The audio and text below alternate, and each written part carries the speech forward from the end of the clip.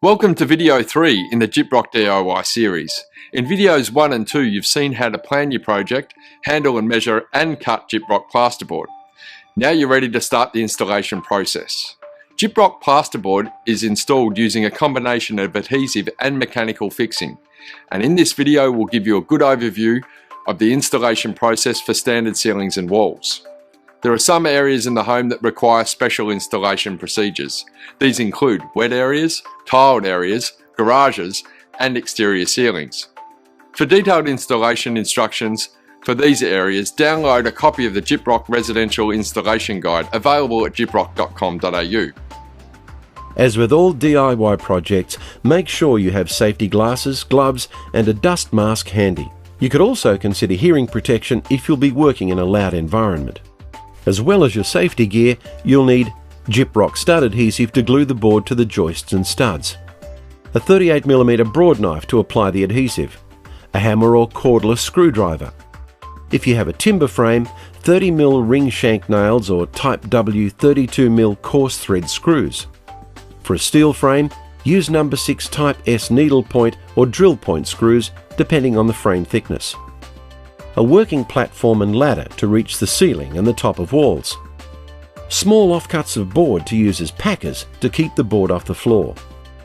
You may also want to consider a plasterboard lifter to make installing the ceiling boards easier. Any corners that project into the room are finished with external angle corner beads, which are available in metal or PVC. If you're using metal corner beads, you'll need tin snips for cutting the bead, staple gun and staples to hold the angles in place. This works for both timber and steel frames. Or if you don't have a staple gun handy, you can use nails and a hammer for timber frames only. PVC corner bead is generally more resilient than metal bead and less likely to dent on impact. It's also recommended for use in wet areas. These are a bit trickier to install as they are adhered to the plasterboard edges using Gyprock base coat before applying the jointing system. Okay, let's get started. If you're installing both the walls and ceiling of a room, it's always best to start with the ceiling to reduce the possibility of damage later on. The installation process is pretty much the same for timber and steel frames, with some different specification for fasteners and fixing points. This video shows a timber frame installation.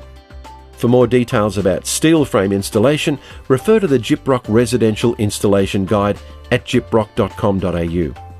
Gyprock ceiling boards are installed with the long side at right angles to the joists. Where there is a change of direction in the frame, you may need to fit some trimmers to fix to.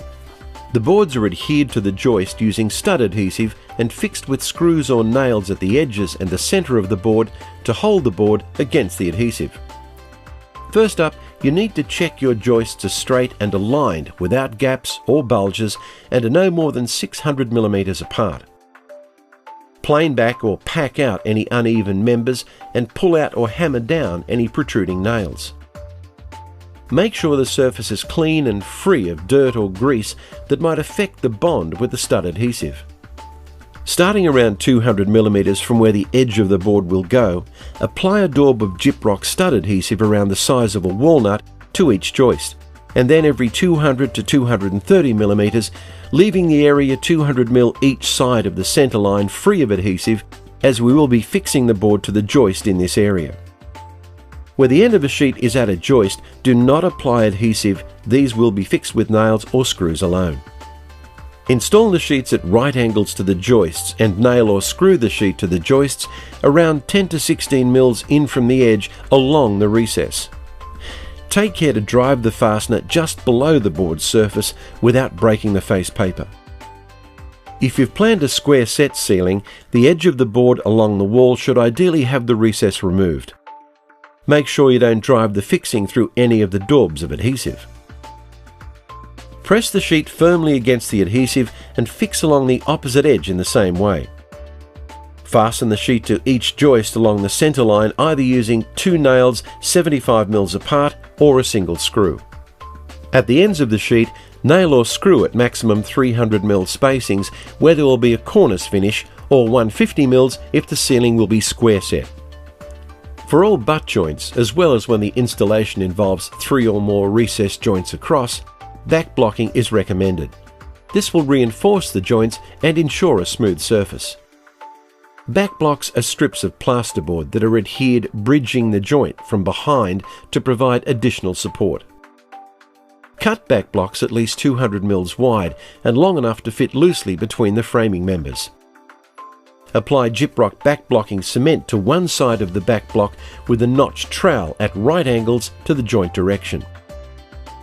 Place the back block with the long edge along the sheet joint edge with half the width of the back block exposed so the next sheet can be installed against it.